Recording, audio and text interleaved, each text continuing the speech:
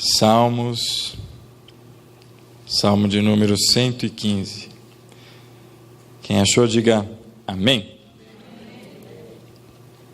Nós vamos ver a partir do verso 4. Assim diz a palavra do Senhor. Os ídolos deles são de prata e ouro, obra das mãos do homem. Tem boca, mas não falam. Tem olhos, mas não veem. Tem ouvidos, mas não ouvem. Tem nariz, mas não cheiram. Tem mãos, mas não apalpam. Tem pés, mas não andam. Nem som algum lhe sai da garganta. Tornem-se semelhantes a eles, aqueles que os fazem e todos os que nele confiam. Fecha os teus olhos, vamos orar.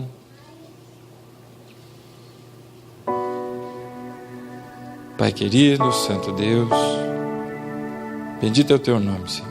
Nos abençoe nessa noite. Nos permita, Pai, nos atentarmos à tua voz e faz cessar, Senhor, todas as vozes que nos atrapalham. Faz cessar, Senhor, tudo aquilo que impeça o teu povo de te ouvir nessa noite. Fica conosco, fala, Senhor, o Senhor a falar no nosso coração. Assim te pedimos e te agradecemos. Em nome de Jesus. Amém. Glória a Deus, irmão. Amém aí? Amém. Amém. Beleza? Estou vendo se tem algum irmão dormindo aí só. Não, né? Irmãos, o texto que nós lemos aqui no Salmo de número 115 nos traz atenção a um tema que é bastante importante para todos nós.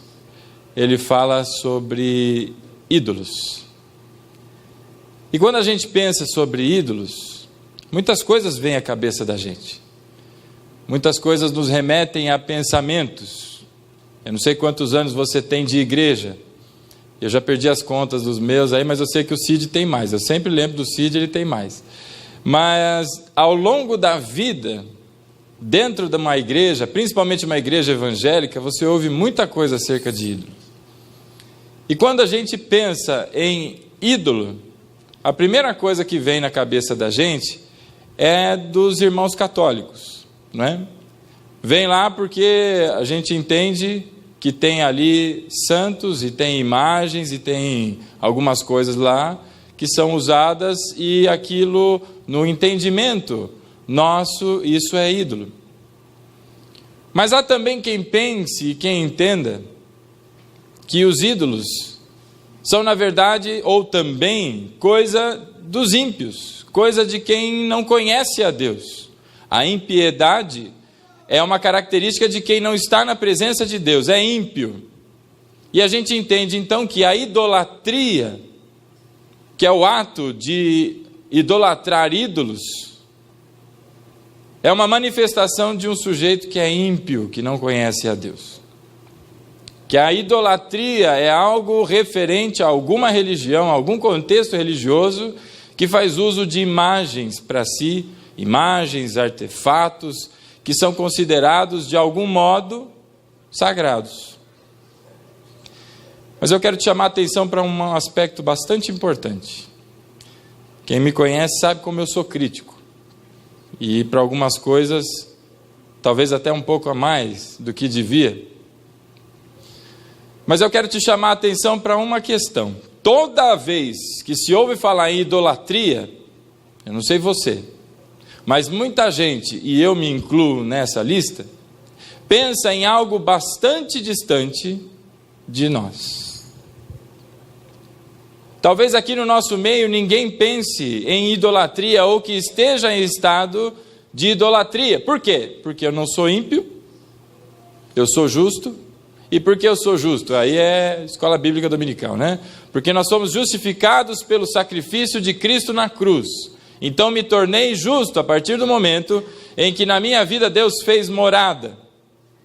Não sou mais ímpio. Então, porque eu não sou ímpio, eu não tenho idolatria.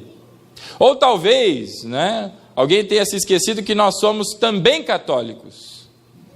Porque a palavra católico vem de um idioma em que seu significado é universal. Igreja católica é a igreja universal, não é a do reino de Deus, não é a IURD, mas é a igreja universal de Cristo. E nós somos católicos e apostólicos, se você não sabia, porque nós somos comissionados e somos descendentes de uma mensagem que vem através dos apóstolos. E não só porque vem dos apóstolos, mas somos enviados, apóstolos. A palavra apóstolos significa enviado. Só não somos romanos. É a única diferença. Então, porque eu não sou católico apostólico romano, e porque eu não sou ímpio, na minha cabeça, quando eu escuto idolatria, esse troço está muito longe de mim. E aí vem o meu alerta para todos nós aqui. A bem da verdade, meu querido, a idolatria talvez esteja ao teu lado, se não sentada no teu colo. Muito mais próximo e muito mais presente do que muita gente pensa. A idolatria é algo terrível, que faz com que cada um de nós se torne surdo, mudo, inanimado, sem atitude e sem reação diante das coisas de Deus. E o fato de que há idolatria no meio da igreja, no contexto da igreja, e aqui eu estou me referindo à nossa comunidade e a todo o corpo dito evangélico, meu irmão. Porque existe a idolatria, um efeito que é a consequência da idolatria está presente em nosso meio. Você já ouviu falar sobre esfriamento espiritual? Em outras palavras, esfriamento espiritual é idolatria. Se você não sabia, esfriamento espiritual é consequência direta e inevitável da idolatria. Oh, mas pastor, talvez você deve perguntar, mas pastor, pera, vamos raciocinar aqui comigo. Na minha casa eu não acendo vela para ninguém, na minha casa eu não tenho nenhum tipo de imagem ou qualquer coisa, eu não presto culto a A, B ou C, então por que você está dizendo que eu sou um idólatra? Bom, vamos começar. Primeiro, definindo o que é idolatria. Idolatria, meu irmão, é o ato de alguma pessoa de prestar culto, prestar adoração a algo, a alguém, e que lhe atribui ou lhe considera como divindade. Quando isso acontece na minha vida ou na sua vida, nós estamos em idolatria. Então a prestação de culto ou adoração, vou repetir porque é importante, a alguém ou a algo, isso é idolatria. E esse algo ou alguém se coloca ou se atribui a ele características de divindade.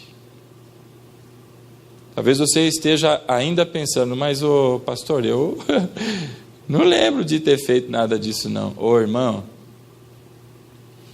tem muita gente que vai à igreja ou deixa de ir à igreja por causa de um homem, seja o pastor, seja o apóstolo, seja o bispo, seja o nome que se dê a esse trem, mas a esse homem, porque as características dele lhe chamaram a atenção, porque a forma como ele conduz alguma coisa, a forma como ele estende a mão e as coisas acontecem, ou alguma atitude dele, lhe transpareceu que esse homem tem poder. E quantas pessoas, meus irmãos, enchem templos por aí, as tantas, porque tem um ou outro ali que fala alguma coisa mais bonitinha. E eu peguei essa semana aqui, porque a gente estava estudando sobre esse tema aqui, eu peguei essa semana para ouvir alguns desses homens que são tão famosos, e que não é só do meio evangélico não, tá? Falei, deixa eu ver o que esses homens têm, para a gente dar umas copiadas aí, né? Ctrl+C, Ctrl+V, né? Vai que, né? Deixa eu ver. Não, eu queria ver só o que raio que esses homens têm aí que chamam tanto atenção. Ô meu irmão, é impressionante como é vago e raso o discurso. Mas é suficiente para chamar a atenção de multidões.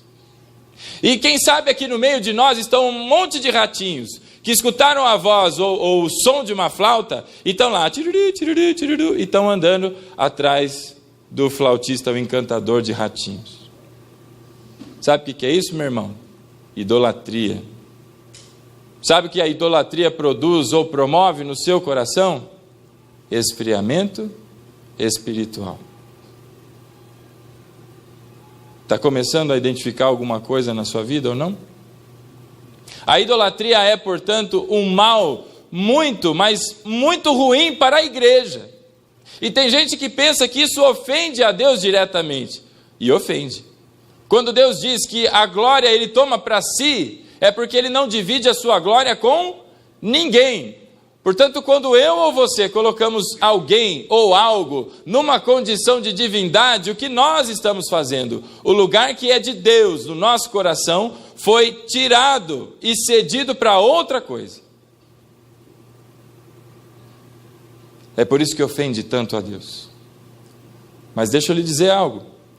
Não é a Deus que isso prejudica, apesar de ofender. Quem sai prejudicado com tudo isso é você e sou eu, quando nós estamos em idolatria. Sabe por quê, meu irmão? Porque Deus não tem os pés de barro. Deus não foi criado pela tua mão. Deus não foi formado por homens ou mulheres que tinham ou não tinham capacidade. Mas Deus é o Criador soberano de todas as coisas. Quem se prejudica com idolatria é você e sou eu. Sabe por quê? Porque como nós lemos aqui no Salmo de número 115, e aqui, meu irmão, não tem referência nenhuma a santo de igreja católica. É muito mais abrangente do que isso, meu irmão. Muito além de tudo isso. Quem sai prejudicado é você e sou eu. Sabe por quê? Porque como diz no Salmo de número 115, coloca aí o versículo 8 do Salmo 115. A chave para o entendimento daquilo que falaremos hoje está no versículo 8 do capítulo 115 de Salmos.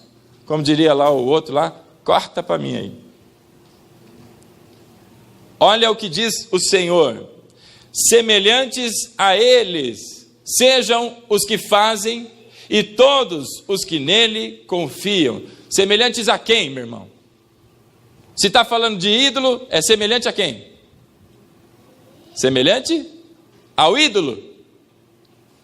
Então, o que disse o Salmo? Que eles têm olhos, mas não enxergam. Eles têm ouvidos, mas não ouvem. Eles têm boca, mas não falam. Têm pés, mas não andam. Semelhantes a eles se tornarão aqueles que fazem ídolos para si. Quem se prejudica com essa história toda, meu irmão? É você e sou eu. Sabe por quê? Você começa a ficar surdo. Está aprendendo. Você começa a ficar surdo. Você começa a não ter mais a capacidade de falar. Não se movimenta mais. Tem pés, mas não anda, não sai do lugar. É como aquele que pensa, minha vida está estagnada. E está mesmo. Se tem ídolo na tua vida, você se tornou igual a ele, meu irmão. E não é o pastor quem diz. A tua Bíblia aí, você tem Bíblia aí? Você não arrancou a folhinha do Salmo 115 não, né? Então está na tua Bíblia também. Versículo 8.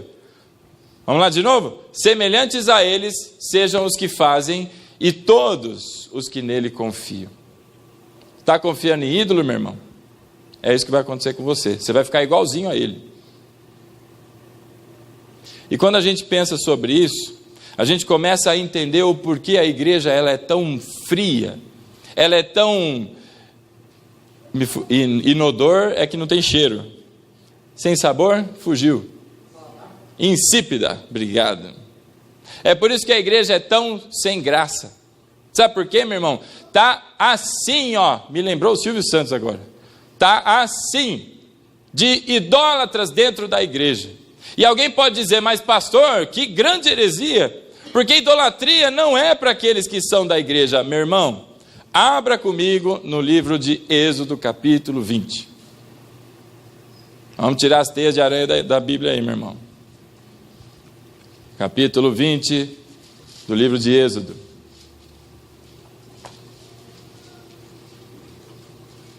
Quem se lembra o que tem lá antes de ler aí? Não vale colar. Ih, os irmãos precisam vir na escola bíblica aí, hein? Aí, ô professor Cid, tem que ensinar os alunos aí, meu.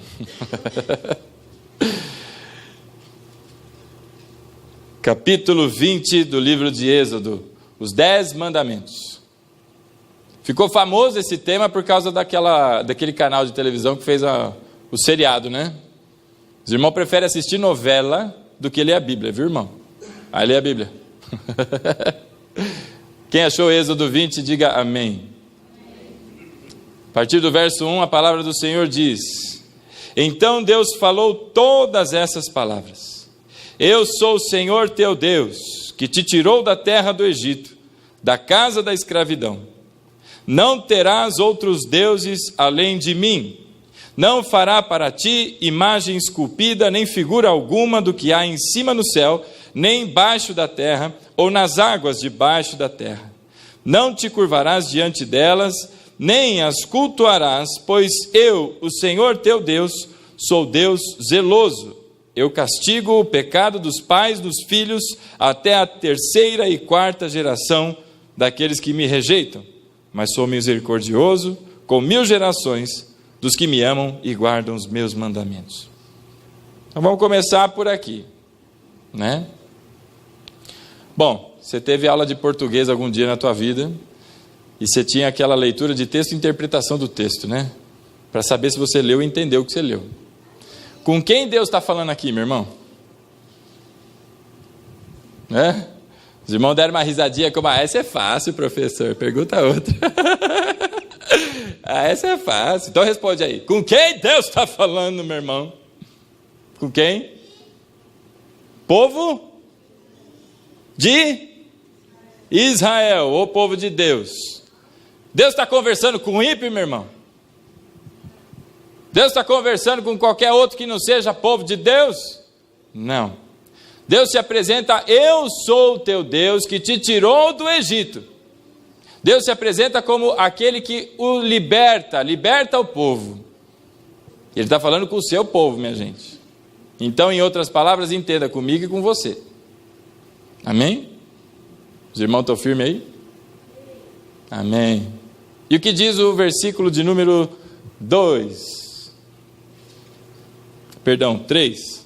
É o primeiro mandamento. Não terás outros deuses além de mim.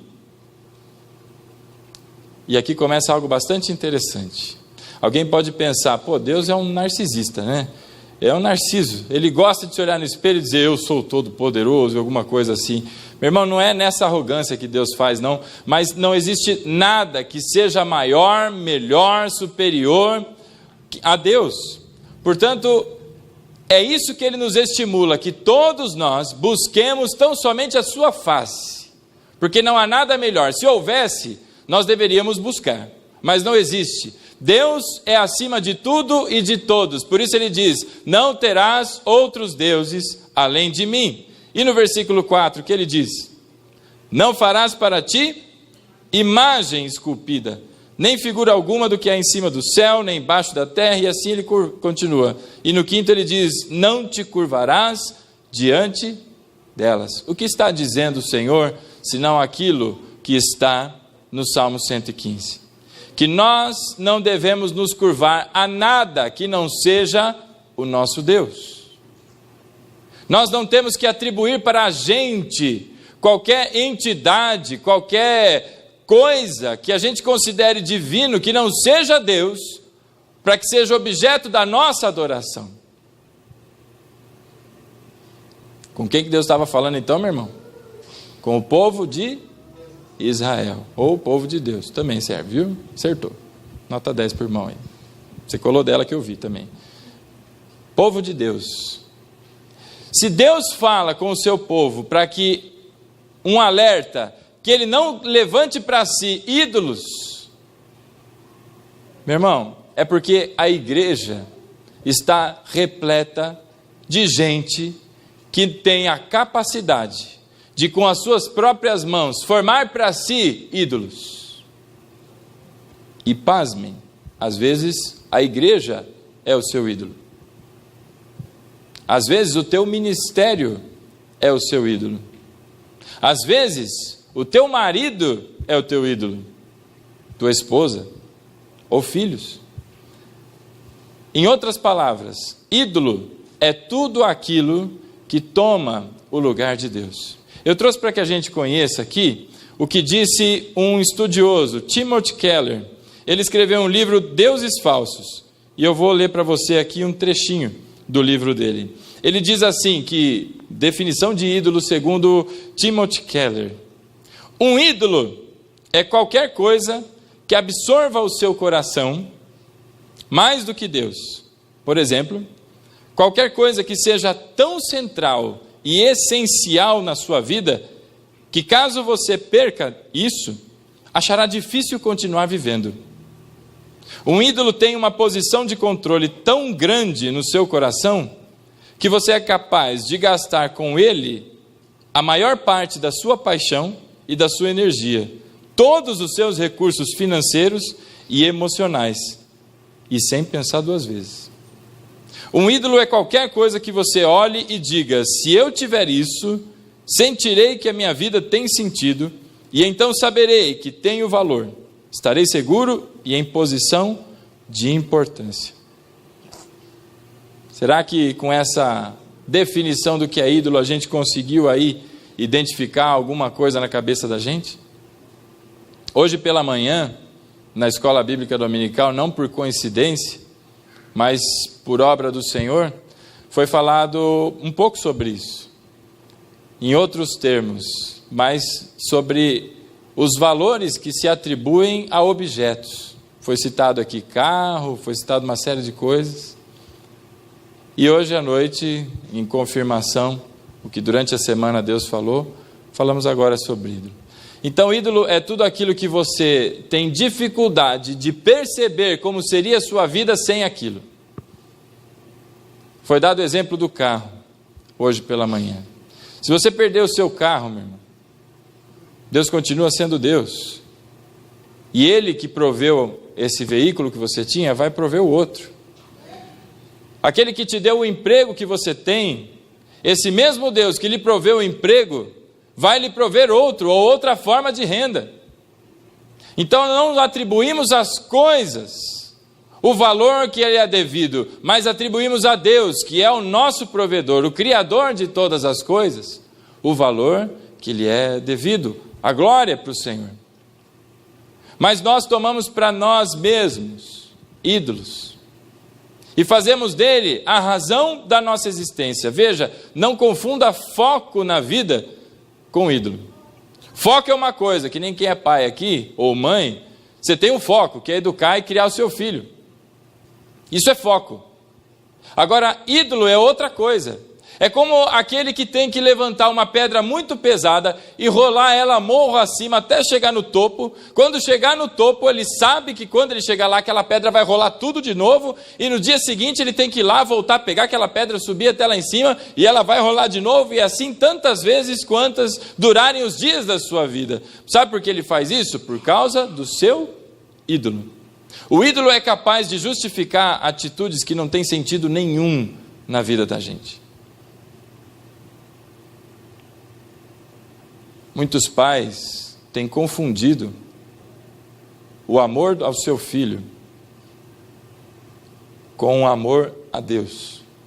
E o seu filho se torna não o seu filho, mas se torna o seu ídolo. Meu irmão, isso é altamente prejudicial para você, porque você começa a ficar surdo, você começa a não falar mais, você começa a não se movimentar, você vira uma pessoa estagnada. E altamente prejudicial para o seu filho. Porque o seu filho não sabe o que é ser amado como um filho, mas ele é amado como se fosse um Deus. E esse menino ou essa menina vai crescer com uma dificuldade enorme, porque ninguém é capaz de preencher o nosso coração como Deus faz. Só Deus é capaz de preencher o nosso coração. Mas aquele que idolatra o seu filho, põe uma pressão e um peso sobre ele, tamanha, que agora ele não consegue mais viver em paz, porque ele está tão desesperado em retribuir aquilo que ele recebe do pai, ou uma tentativa de fazer com que o pai se satisfaça com ele, só que ele não vai conseguir, meu irmão. E há um sentimento de frustração tão grande na parte de um quanto do outro, e o relacionamento em algum momento vai sofrer arduamente pelo simples fato de que o pai ou a mãe tratam os filhos como se trataria a Deus. Você tem que amar o teu filho como é o teu filho, meu irmão. E para conseguir isso, você tem que ter a convicção no teu coração que você ama a Deus acima de qualquer coisa. Deus está acima de tudo na tua vida, meu irmão. Então você não vai ter essas dificuldades. E vai conseguir amar ao teu filho com muito carinho, com muito amor. Vai dar um beijo nele como ele nunca sentiu um beijo antes. Porque ele foi agora tratado como filho. Percebe, meu irmão? A mesma coisa é no seu trabalho. Tem gente que idolatra o seu trabalho ou a sua atividade. Tem gente que o faz em qualquer outra coisa da vida. Eu conheci uma vez o testemunho de um pastor, em que no meio de um culto ou de um evento, ele pegou o violão que ele tinha, pediu licença a todo mundo, falou: gente, depois eu explico. Todo mundo ficou olhando para ele, ele catou o violão, tascou no chão, mas voou madeira para tudo que é lado. Ele arrebentou o violão, porque no entendimento dele, aquilo ali estava se tornando algo com proporções que não devia dentro do seu coração, como se ele idolatrasse aquilo. Percebe, meu irmão? A gente, todo santo dia, tem sido convidado a criar ídolos para a gente, porque às vezes nos falta conhecimento bíblico, e a gente não consegue esperar alguma coisa, como o povo de Deus não conseguiu esperar. Vamos criar um bezerrinho de ouro aqui e está tudo certo. Meu irmão, em nome de Jesus, aqueles que já estão cauterizados hoje, porque nós lemos lá, eles vão se tornar como ídolos. Em nome de Jesus, a palavra de Deus é poderosa, e ela vai derrubar os ídolos na sua vida. Ela vai tirar essa surdez espiritual, ela vai tirar essa condição terrível em que você vive, para que você reavive em nome de Jesus. Observando essas coisas, meu irmão, me faz lembrar o texto que está lá em capítulo 6 do profeta Isaías. Quem não se lembra, é o chamamento de Isaías ao serviço profético. Abra lá comigo, capítulo 6 do livro do profeta Isaías.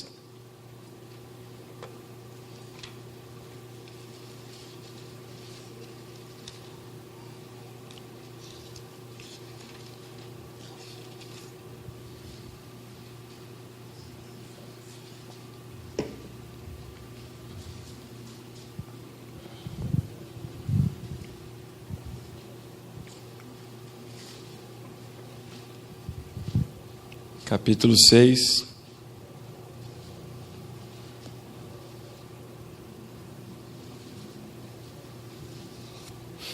E sobre essa questão da idolatria, eu quero dizer duas coisas. 6:1. Porque a idolatria é um grande desafio para o povo de Deus, e porque ela é tão nociva, e as suas implicações. Capítulo 6, livro do profeta Isaías. Quem achou, diga amém. A palavra do Senhor diz: no ano em que morreu o rei Uzias, eu vi o Senhor assentado sobre um alto e sublime trono, e as abas do seu manto enchiam o templo. Acima dele haviam serafins, cada um tinha 6 asas, com 2 cobriam o rosto, com 2 cobriam os pés, e com 2 voavam. E clamavam uns aos outros: Santo, Santo, Santo é o Senhor dos exércitos, toda a terra está cheia da tua glória. E as bases das portas tremeram, a voz do que clamava, e a casa se encheu de fumaça.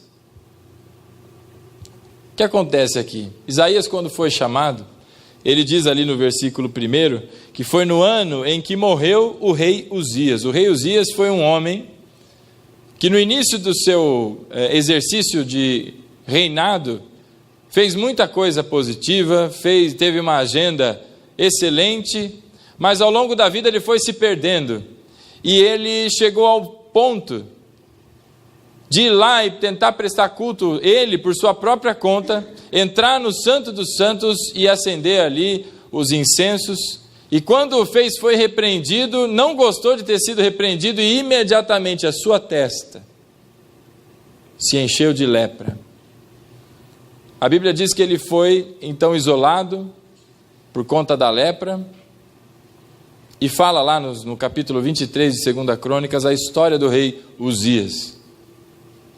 Mas o que nos importa, meu irmão, é que esse rei retrata um povo que questionava a santidade de Deus. Pessoas que o tempo todo procuravam qualquer outra coisa que não fosse o Senhor, o teu Deus. E aí vem Isaías, no exato ano em que morre o rei Uzias. Eles eram então contemporâneos. E a partir do versículo de número 5, a palavra do Senhor diz: ai de mim, que estou perdido, porque sou homem de lábios impuros e habito no meio de um povo de lábios impuros, e os meus olhos viram o Rei, o Senhor dos exércitos.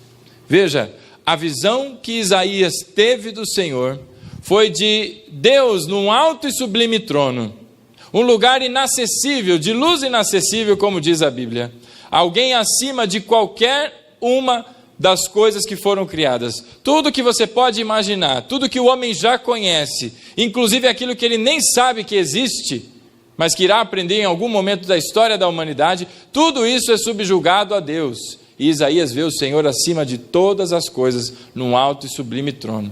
A palavra de Deus diz que as abas de suas vestes enchiam o templo. E serafins, meu irmão, serafim, no contexto bíblico, é uma das manifestações de maior expressão de contundência daquilo que é certo e errado. Esses anjos estavam diante de Deus, prestando culto ao Senhor, adorando a Deus, mostrando então que toda a criação está debaixo dos pés do Senhor. E quando Isaías tem essa visão, ele se manifesta dizendo: ai de mim, que sou homem de lábios impuros e convivo no meio de pessoas que também têm lábios impuros. Meu irmão, quando a gente tem uma visão de Deus, ou quando a gente tem um contato com o Senhor, quando essa experiência de santidade, que é o que aconteceu aqui com Isaías, acontece e se manifesta na vida da gente, a primeira reação da gente é se ver numa condição terrível, de se enxergar como quem olha para um espelho e de começar a ver: meu Pai do céu, como eu sou feio, como eu sou sujo, como as minhas vestes estão rasgadas, como eu não sou imprestável diante do Senhor. E ele começou a ficar desesperado e falar um monte de coisa, até que Deus imediatamente manda que um dos seus anjos pegue uma brasa com uma tenaz, vá até ele e lhe toque com a brasa na sua língua. Veja, meu irmão, Deus olha para mim e para você e percebe que a gente tem um autopessimismo muito grande. A gente começa a se enxergar e começa a tremer, e tremer de medo, porque nós estamos diante da santidade, a pureza da santidade. E Deus imediatamente vai lá e toca no exato ponto onde é o pecado da vida de Isaías: lábios impuros.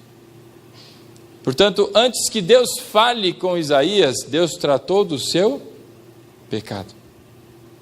Antes que Deus fale com você, meu irmão, Deus vai tratar do seu pecado. E vai queimar com brasa viva, como foi com Isaías. Não foi dolorido? Ou será que foi? Mas aquele homem estava lá falando e fala demais.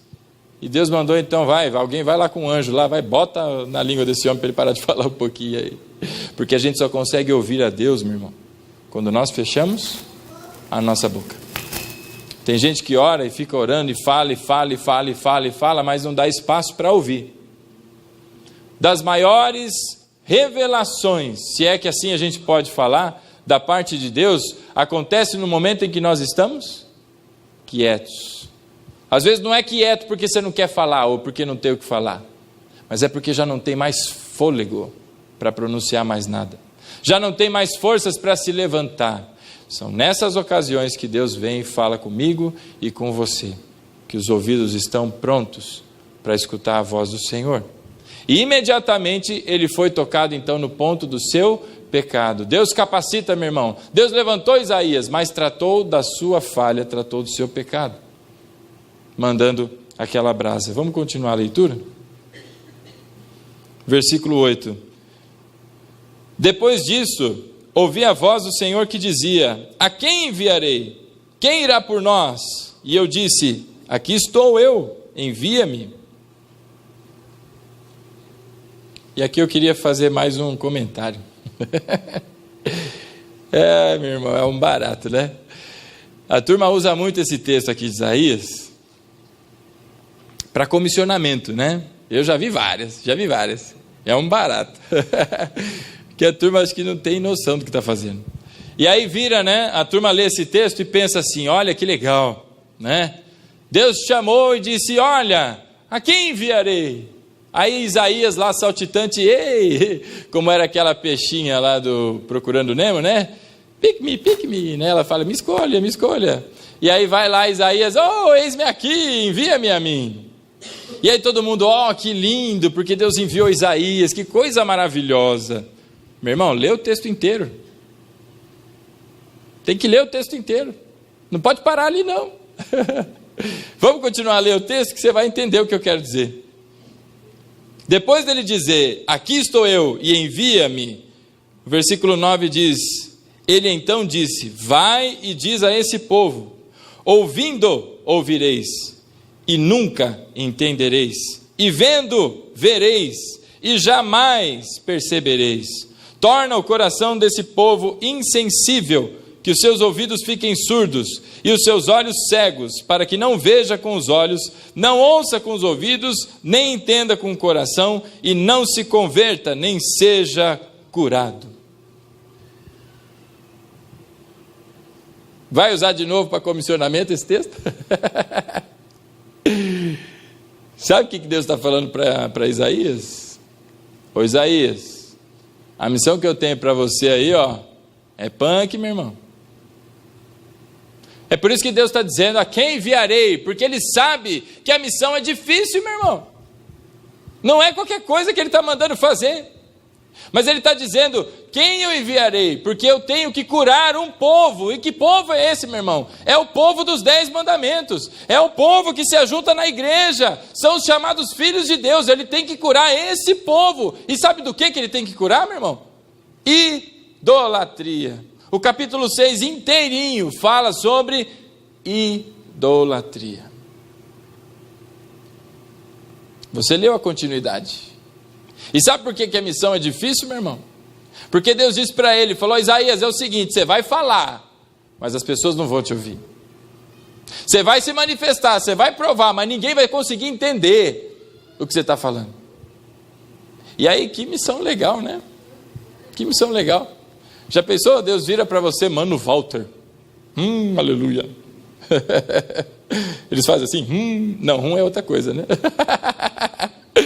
A revelação do Senhor: Mano Walter, você foi escolhido para pregar lá no Cazaquistão. Beverly Hills, de Cazaquistão, né? E você vai chegar lá, e o irmão Walter já se encheu de animação, falou: oh, aleluia, vou pregar, e glória a Deus. E se ele fosse mais pentecostal do que já é, fala: eu determino que vai todo mundo ser curado, e pá, e tal. E Deus vira para ele: só que tem o seguinte, ô Walter, você vai falar para os ventos lá, porque ninguém vai te ouvir. Você vai falar e vai pregar e vai não sei o quê, e vai chorar e vai pular e vai fazer o que você quiser, mas ninguém vai entender o que você está dizendo, porque tornará o coração deles insensível à tua pregação. E aí você diz: credo, meu. Pois é, foi para isso que Deus enviou Isaías. Quer usar de novo esse texto para comissionamento, irmão? Segue em frente. Mas entenda a palavra do Senhor. Agora alguém pode me perguntar, mas pastor, por que é que Deus está fazendo isso? Ué, é uma coisa muito simples. Salmo 115, versículo 8.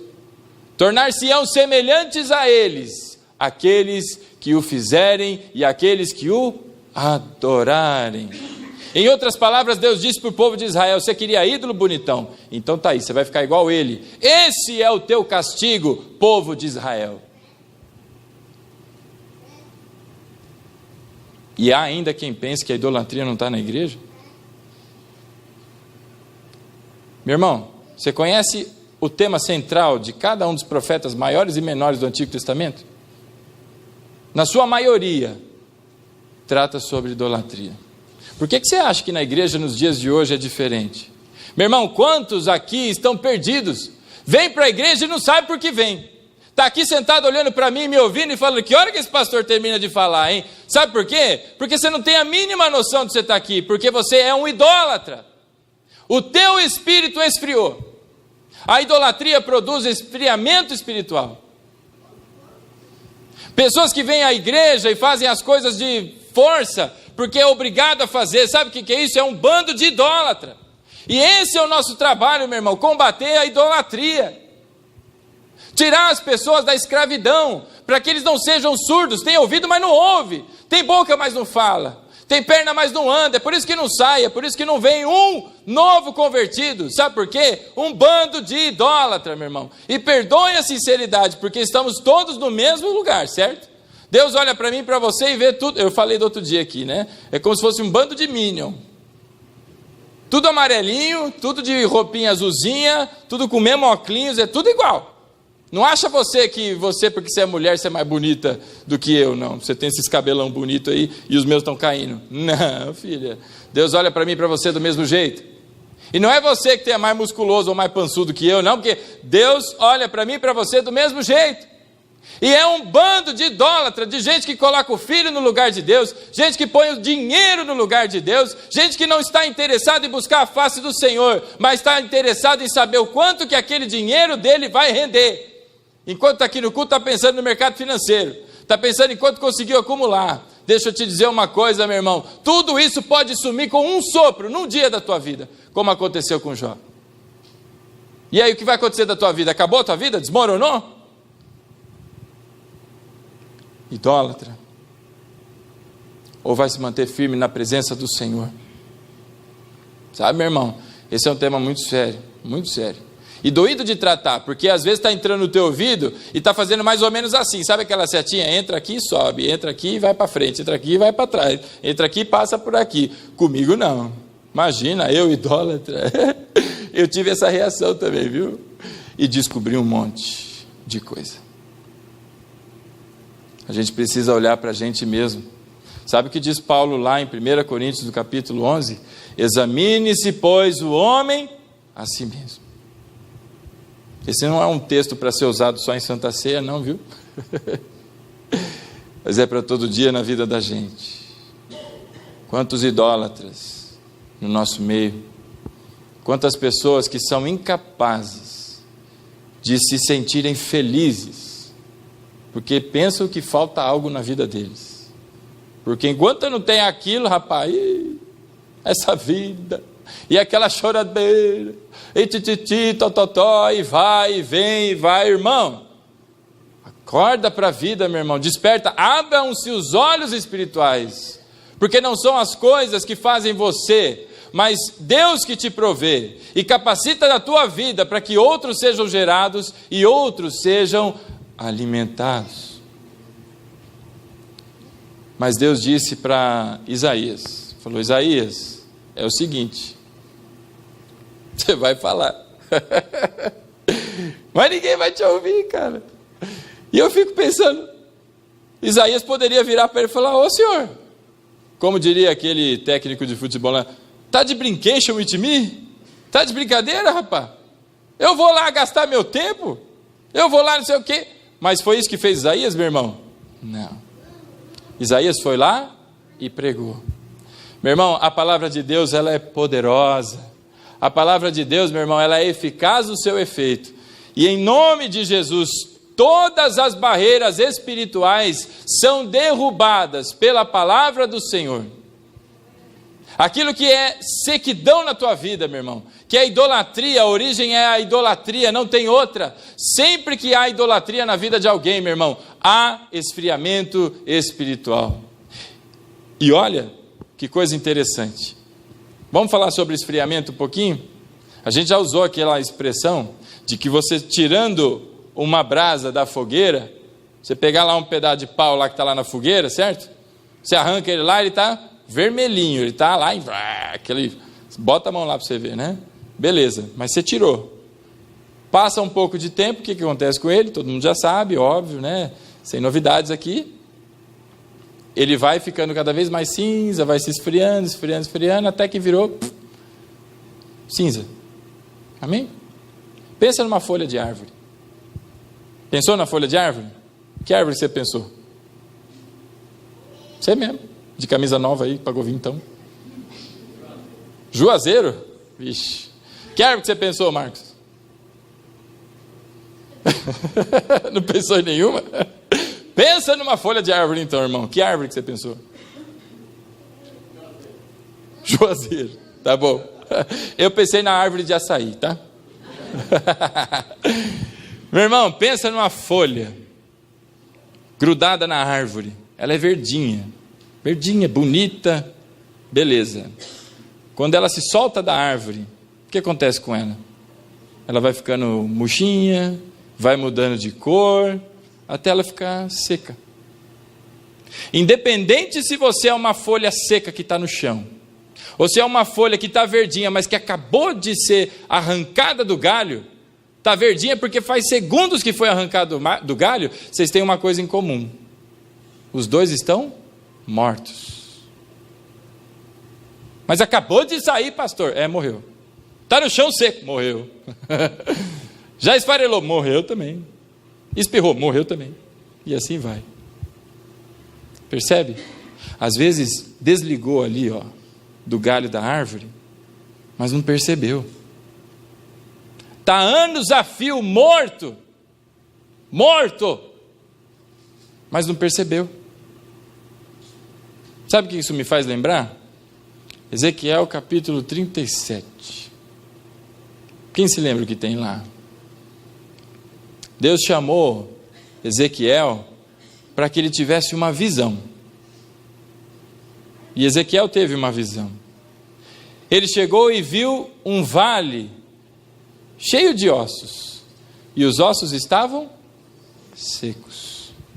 Por que a Bíblia faz questão de dizer o estado de sequidão do osso? Porque para um osso secar, meu irmão, eu não sei se você já viu carniça. Não é uma coisa muito bonita de se ver, né? Mas tem uns irmãos aí que já até tomaram banho com as coisas esquisitas aí que eu estou sabendo. Eu não vou falar aqui, que não vem ao caso. Não vou falar que o pastor é fofoqueiro, meu irmão. Não pode falar assim. Depois ele testemunha para você. Mas ó, para secar, tem que passar muito tempo. E aquele monte de osso lá, ó, estava tudo seco, porque estavam lá há muitos anos. Seco. E o que era aquele monte de ossos lá, meu irmão? Era um exército. O exército de Deus estava morto. E morto havia anos. Então é capaz de que você e eu, ou algum de nós, se não todos nós, estejamos mortos espiritualmente há anos, meu irmão. Ou muitos anos. Estou aprendendo. Há muitos anos, mortos espiritualmente. E sabe o que Deus disse para o profeta Ezequiel? Disse: Ezequiel, você vai profetizar para esses ossos aí. Alguma semelhança com o que Deus mandou fazer Isaías? Ou você acha que os ossos estão ouvindo lá, né? Não, peraí, eu vou trazer uma palestra, vou falar aqui de escatologia para os ossos. Então, senhores ossos, senhor osso, como é que chama? O senhor fêmur, senhores fêmures, né? vou dizer. Ezequiel poderia ter dito também para Deus, né? Falou, Deus, tá de brinquedo, né? Mas a palavra do Senhor diz que Ezequiel foi e fez conforme o ordenado. E enquanto ele profetizava, ele começou a escutar barulho de chocalho. Sabe o que era, meu irmão? Os ossos lá se chacoalhando e começaram, pluc, a um grudar no outro, pim, pim, pim, pim, pim, e foram juntando, formaram um esqueleto, cada um seu esqueletinho, e dos esqueletos começou a sair junta medula, saiu nervo, sai pele, tecido não sei o que, pelinho, saiu tudo, e órgãos, e de repente, vlá, um monte de pessoas se formaram ali. Aí você diz, que milagre maravilhoso. É mesmo, né? Porque já pensou? Isso é uma cena de filme de terror, né? A Fabi não está aqui hoje, mas ela gosta de filme de terror. Mas é uma cena de filme de terror. Já pensou? Você está num cemitério, está um monte de ossos, e de repente, como é que é aquele thriller, né? Do Michael Jackson lá, que sai os bichinhos levantando. Pois é, meu irmão, que coisa horrível. E de repente, formaram homens ali. Só que esses homens estavam de pé, irmão? Não. Continuavam mortos. E aí Deus disse, Ezequiel, agora você vai profetizar que dos 4 cantos do mundo o Espírito Santo soprará sobre eles e lhes dará vida. Ezequiel fez o que Deus mandou. E aquilo que era um exército morto, inanimado, se tornou um exército firme, forte, com vigor, com vida.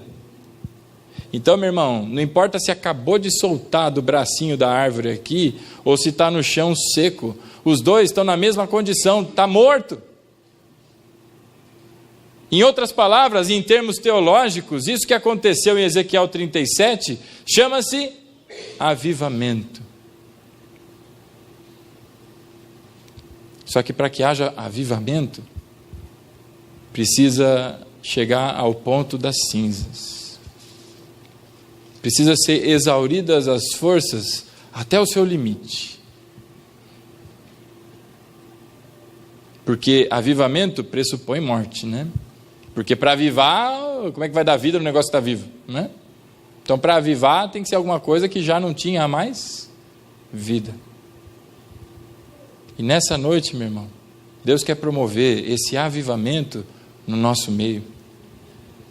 Mas olha, você precisa deixar essas questões da idolatria de lado. Porque o ídolo consegue te manipular, conduzir a tua cabeça, todas as tuas energias direcionadas para um fim. Talvez seja por isso que alguns irmãos não estejam aqui nessa noite. Talvez seja por isso que durante a semana a sua boca não se abre para falar do amor de Deus para ninguém. Talvez por isso que seja tão, mas tão infértil ou não fértil o seu discurso. Porque está morto espiritualmente.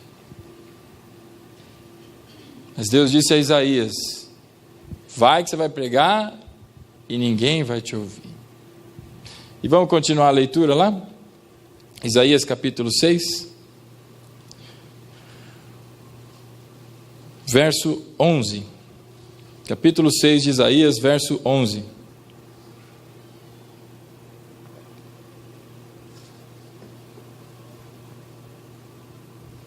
Isaías perguntou ao Senhor, e eu disse, até quando, Senhor?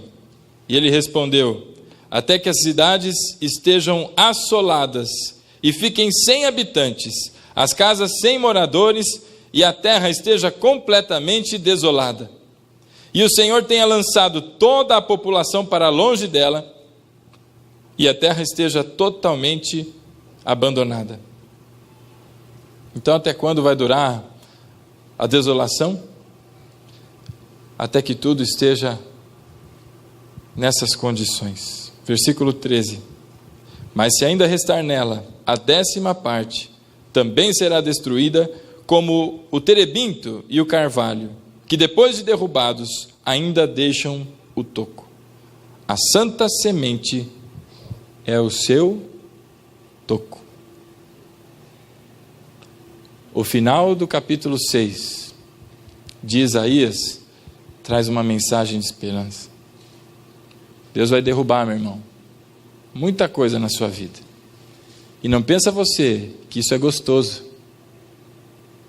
mas vai mexer nas tuas estruturas, vai mexer no mais profundo da tua natureza. E deixa eu te dizer algo, não é a tua estrutura pecaminosa que diz a você a palavra final. Não é as condições que você se propõe a viver, mas é Deus quem dá a palavra final na sua vida. E Deus diz que, como o terebinto e como o carvalho, só vai ficar o toco, meu irmão. Quando Deus passar com a sua serra elétrica espiritual, meu irmão, vai derrubar tudo e só vai ficar o toco. Só vai ficar o broto para nascer de novo. Isso é uma mensagem de esperança, meu irmão. Tem espaço para mim e para você. Mas há necessidade de que você não corra atrás, de novo, dos mesmos ídolos que você se propõe a viver nos dias de hoje.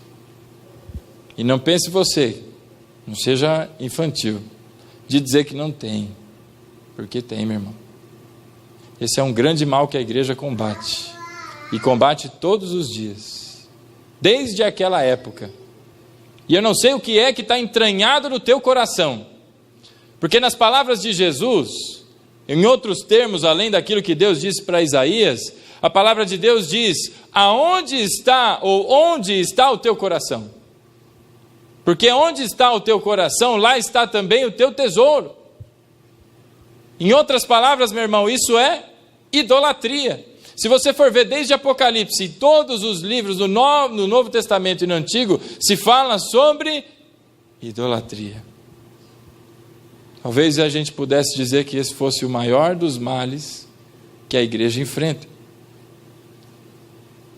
E é por isso, meu irmão, que há esse esfriamento tão grande, de gente que não tem mais vontade de servir a Deus, de gente que não tem mais vontade de fazer mais nada. Olha para as coisas de Deus e diz, beleza, tem tanto irmão na igreja, alguém pega e faz. Sabe por quê, meu irmão? Idolatria. Colocou alguma coisa no lugar que é só de Deus. Se há um lugar que Deus se sente à vontade, meu irmão, que Deus esbanja mesmo e ocupa como algo que seja gasoso, que ocupa toda a condição do espaço, é o teu coração, meu irmão. Deus ocupa e preenche tudo, só Ele tem a capacidade. Eu já falei algumas vezes aqui, meu filho ganhou um carrinho que no teto dele tinha buracos, e os buracos eram um quadradinho, uma bolinha, um triângulo, e o brinquedo era simples, você pegava o triângulo e enfiava no buraco do triângulo, o quadrado no buraco do quadrado, e o círculo no buraquinho do círculo. Tenta você passar o círculo no buraco do triângulo, não vai, né? Vai ficar lá forçando, mas não desce o negócio. É mais ou menos isso que acontece na tua vida, quando você tenta colocar qualquer outra coisa, que não seja Deus, no cume do teu coração. Nessa noite, meu irmão, o chamamento que Deus traz para mim e para você, é que nós observemos a nossa vida. E se hoje, você teve oportunidade de compreender a palavra de Deus, há profeta aqui nessa noite, meu irmão, para dizer que dos quatro cantos desse mundo será soprado o vento do Senhor, o vento do Espírito sobre a tua vida, e há de se levantar com vida um exército de onde havia um vale de ossos secos. Mas se a palavra de Deus entrou aqui e subiu, desceu, foi para o lado, foi para qualquer lugar, há necessidade de se perceber sobre o que você tem idolatrado.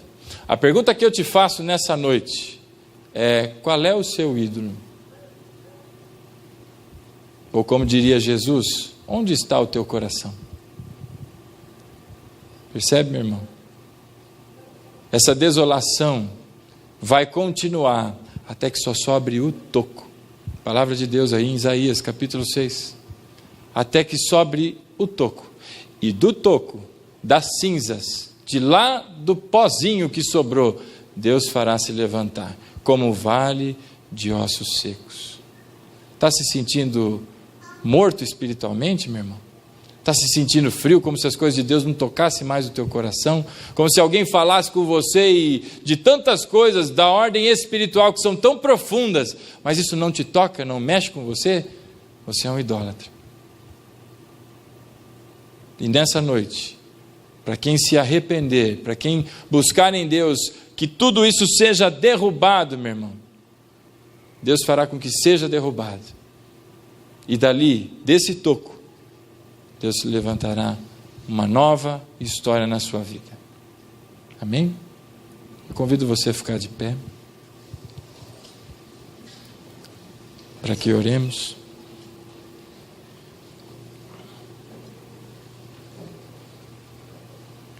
Sabe, meu irmão, quando Deus está acima de todas as coisas na sua vida, tudo se equilibra. Tudo se equilibra. Todas as coisas se encaixam perfeitamente. Mas quando há confusão no espaço que é de Deus para qualquer outra coisa, existe desequilíbrio, existe dispêndio de energia, as coisas todas parecem que não avançam, tudo começa a se embolar na sua vida, porque você gerou um ídolo dentro de você. Foram as tuas mãos que fizeram o ídolo. E lembre, meu irmão, o ídolo tem pés de barro. E se você se tornou como ele, você não está mais me ouvindo, você não está mais me vendo, você não sabe nem o que você está fazendo aqui. Deve estar pensando, rapaz do céu, poderia estar em casa tomando açaí, vendo qualquer outra coisa do que eu ouvi nesse pastor falar tudo isso, meu irmão. Talvez você esteja como um ídolo agora. Talvez a sua vida seja muda, insípida. Aprendi, hein? Insípida. Sem sabor. Sem o brilho das cores do reino de Deus sobre a sua vida. Sem o brilho da vida. Perdeu a razão da existência. Sabe por quê? Fez do ídolo a fonte de vida. O ídolo não é o foco, meu irmão, porque o foco é algo que você faz para o ídolo. O ídolo é a fonte da vida. O que é a fonte da vida para você? Se não é Deus, meu irmão, é uma resposta muito simples. O que é que se você perder, você não fica sem de jeito nenhum? Tem gente que idolatra a internet, hein? Rapaz, o bicho fica sem comer 3 dias. Fica sem tomar banho muito mais. Mas sem internet, meu. Quer ver o bichinho nervoso? Desliga o Wi-Fi lá. Não é? Qual é o seu ídolo, meu irmão? Onde está o teu coração? Nessa noite, que Deus permita a você, em nome de Jesus, refletir sobre a sua vida. Que Deus elimine cada uma das fronteiras que existem no teu ouvido, para que essas coisas sejam derrubadas. E a palavra de Deus, como soprada nos 4 cantos, lhe traga avivamento, lhe promova reviver em Cristo. Fecha os teus olhos aí onde você está.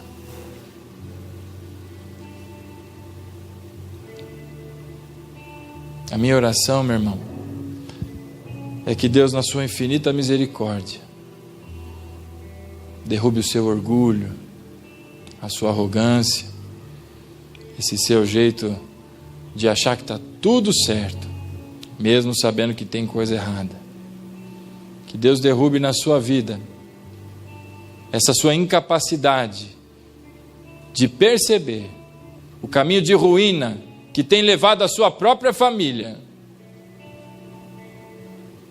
para um precipício.